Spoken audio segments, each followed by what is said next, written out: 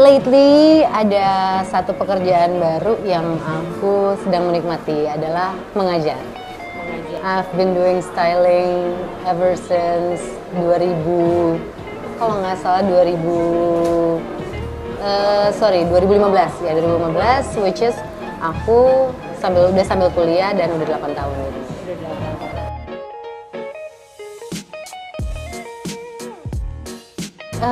Aku salah satu orang yang merasa beruntung bahwa subjek yang aku ambil pada saat aku kuliah itu adalah subjek yang tepat dan aku menjalani itu di pekerjaan aku sekarang gitu.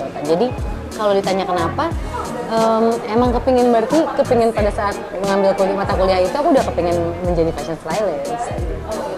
Kayak yaudah nggak mau coba jadi fashion bisnis atau apa gitu, ada nggak keinginan kayak gitu? Well, sebenarnya gimana pun juga semua yang terlibat di industri fashion atau kita mengerjakan, yang kita kerjakan gitu, itu semua pasti ada bisnisnya, ada marketingnya, ada managingnya, ada buyingnya gitu. Itu semua dalam satu aspek gitu. Dan fashion tidak akan berjalan tanpa bisnis. Tapi gimana pun juga itu kan bisa belajar sambil bekerja ya gitu, bekerja sambil belajar ya sama aja gitu. Jadi aku sedang mempelajari itu sih sekarang. Gitu.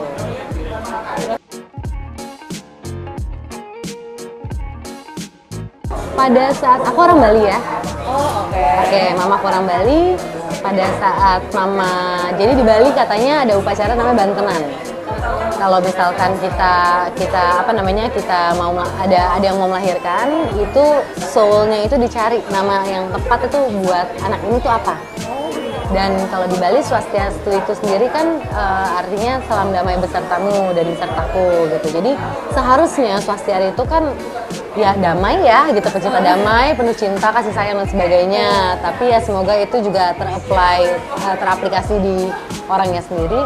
Tapi untuk memilih nama Swastiari itu sendiri, aku nggak ngerti kenapa namanya Sanskrit yang indah, artinya juga swastika, kekuatan yang pakem adalah strength gitu. Makanya diambil juga sama Hitler sebagai logonya swastika itu sendiri gitu. Dan I think my maiden name is the best out of everything.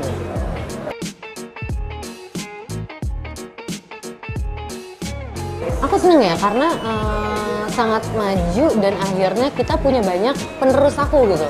Sesuatu yang job desk yang mungkin akan disukai banyak orang dan bagus lah, orang berkembang jadinya gitu, progresif fashion Indonesia. Tapi yang ada pasti ada plus minus ya di mataku gitu, bahwa kok jadi seakan-akan ini sesuatu yang digampangkan. Tapi kadang-kadang juga aku salut sama effort mereka, bahwa di luar sana kalau orang mau mencoba melihat lagi, nggak dia lagi orangnya gitu, nggak aku lagi gitu. Aku juga berharap bahwa ada orang-orang lain yang mencari nama lain, kita nyari fresh newcomer lah gitu, fresh ideas yang tanpa kita pernah, mungkin kita nggak tahu, mereka lebih talented dan mereka lebih berbakat daripada kita semua, dan mereka adalah future kita.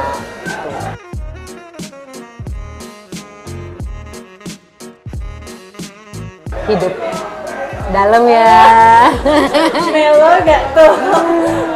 Segini, kenapa aku bilang hidup? Hidup itu kan banyak banget artinya ya. Kalau aku akan terdengar sangat klise kalau aku bilang tiba-tiba, dari apa yang aku lihat, dari apa yang aku dengar begini-begini, ya itu semua hidup lah. Iya dong gitu. Ya hidup, aku bangun pagi-pagi aja, aku tiba-tiba merasakan sesuatu, itu inspirasi. Dari yang sekarang aku sedang rasakan, let's say aku sedang in relationship misalkan, atau misalkan aku lagi heartbroken gitu, itu juga hidup kan, gitu. Itu emosi gitu, jadi itu inspirasi.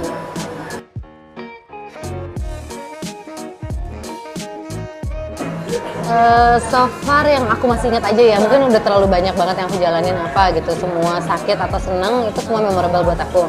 Tapi terakhir itu adalah konser Andin Metamorfosa, di mana aku menjadi fashion director dan dipercaya Mas Anton Ismail juga untuk mendirect beberapa multimedia video gitu.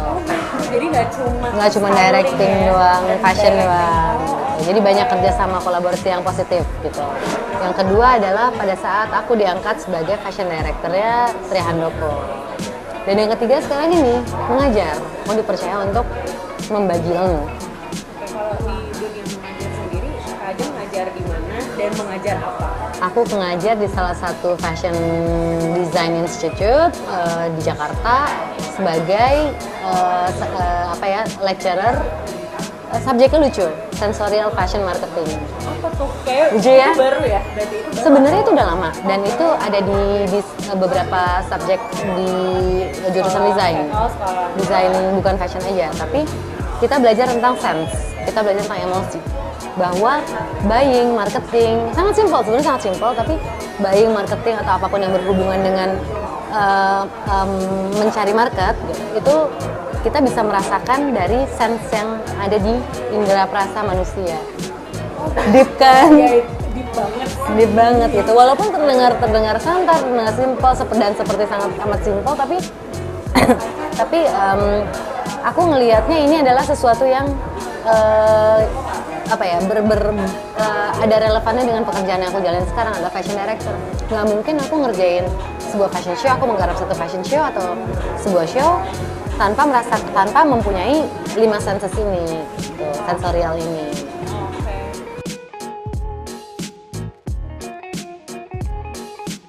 Pertama, tahu dulu apa yang mereka mau.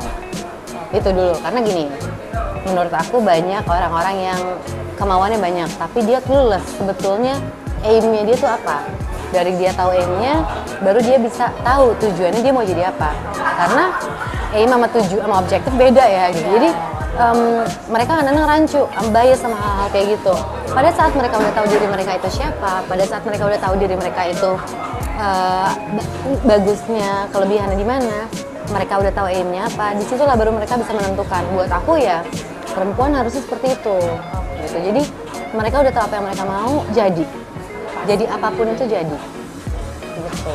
Dan butuh berapa tahun loh aku untuk melakukan hal itu. 8 tahun. Iya, mungkin di pertengahan 8 tahun itu ya gitu, tahun keempat atau misalkan tahun keberapa aku juga awal-awal kan masih ngeraba. Gue mau kemana nih? Gue masih apa gitu? Aku tidak, aku bukan yang langsung jadi fashion stylist itu enggak. Aku masih kayak ngerasain yang namanya jatuh dulu. Oh gue salah ya di sini. Oh ternyata gue fail ya di sini gitu. Jadi pada saat aku pertengahan mengetahui hal itu, jalannya lancar aja. Dan aku tahu aku mau di mana. Gitu.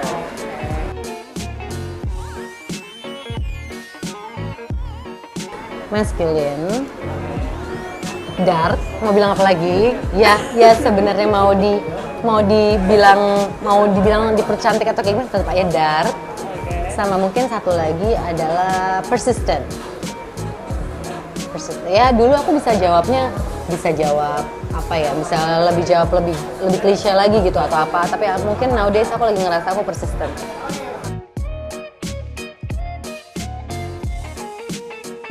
Ada banget. Itu aku menamakan Swastiari dan Swastiari 11. Jadi the difference adalah Swastiari 11 adalah interns yang aku bukan buka lowongan ya, aku bebaskan siapa aja yang mau masuk dan mau join untuk merasakan gimana kerja di lapangan. Jadi belajarnya aku tidak kasih teori seperti di kelas, tapi yuk langsung masuk, kerjain, aku kasih brief, begini, aku biarin mereka explore dengan cara mereka sendiri, tapi aku kurasi. Dan ya pasti awalnya mereka harus susahnya dulu dong, belajar jadi runner, belajar untuk berbicara sama klien itu seperti apa, terus belajar untuk ngulik kayak gimana. Nah, ada lagi yang udah my second best yang udah bener-bener mereka udah stylist jadi, tapi udah ngerti dan mereka juga cukup punya nama gitu. Tapi gimana pun juga mereka berasal mula dan kita selalu team up together as Swastiari gitu. Jadi selalu ada cara buat aku mau sharing ke mereka dan mereka bisa menjadi satu kumpulan sesuatu yang bisa jadi dynamite gitu. Itu adalah Swastiari sendiri. Cuman kalau dibilang manajemen atau apa ya pasti ada divisi masing-masing ya. Itu ada. Oh, tetap ada ya? Ada, manajer ada, personal assistant aku ada. Kalau nggak aku ya dengan urusan jadwal dan sebagainya gila. Tapi gimana pun juga after all aku harus ngerti semuanya sendiri dulu, baru eksekusinya mereka. Berarti Kak Ajeng memberikan apa ya, peluang juga ya berarti? Banget, harus. Ya buat yang kuliah ataupun yang udah Banyak banget yang bahkan mereka tidak kuliah fashion, mereka apply, ada yang tiba-tiba grafis, ada yang tiba-tiba ya pengangguran atau apa gitu. Justru aku yang kayak orang-orang kayak gini yang kita nggak pernah ngeliat, ternyata mereka punya bakat loh.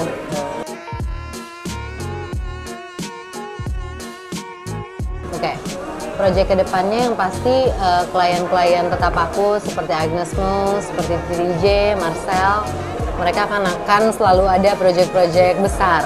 Kayak Marcel dalam waktu dekat ini mungkin bulan Desember akan bikin konser. Terus ada sendiri konser The Essential of Groove. Nah, aku menjadi fashion director lagi. September loh, itu bentar lagi. Terus on air atau off air eventnya para klien-klien ini sendiri, kayak Agnes Mo ada The Voice Kids, terus di kayak gitu Hot TV, komersial aku juga masih pegang. Terus Tri Handoko pastinya, aku harus udah mikirin collection untuk nanti trend show itu apa atau kayak gimana ya. Dan sebenarnya ya kecil-kecil besar-besar gitu loh, tapi selalu ada terus aja. Tapi yang nggak tahu mungkin aku di 2 sekolah fashion ini sedang juga mau konsen untuk ngajar juga, mau konsen buat ngajar juga.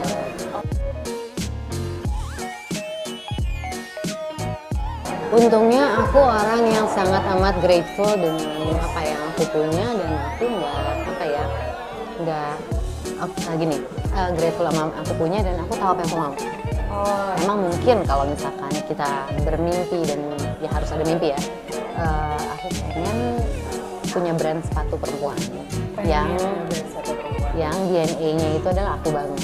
Sebetulnya itu, dan sekolah lagi tetap ya. Kalau sekolah aku mungkin akan ambil fashion and costume and movie mungkin ya, jadi lebih ke arah film ya gitu, fashion and film itu.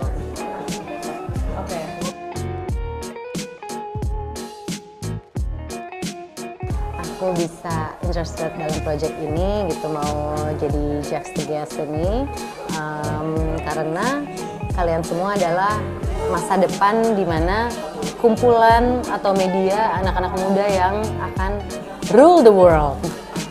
Ya dong gitu ya, menjadi anak-anak kreatif yang apa ya, aku ngeliatnya senang aja gitu, fresh idea, kalian punya konsep, kalian ditambah dengan warna-warna monokrom dari desainnya sendiri gitu, yang memang aku banget. Dan apa ya, hal-hal seperti ini yang harus banyak, aku ngerasa dibanyakan lagi gitu, digalakan lagi di Indonesia, Jakarta, supaya apa, media-media kayak gini mengangkat newcomers yang lebih banyak lagi buat industri di Indonesia. Terima kasih banyak Kak Jeng, kalau aku juga.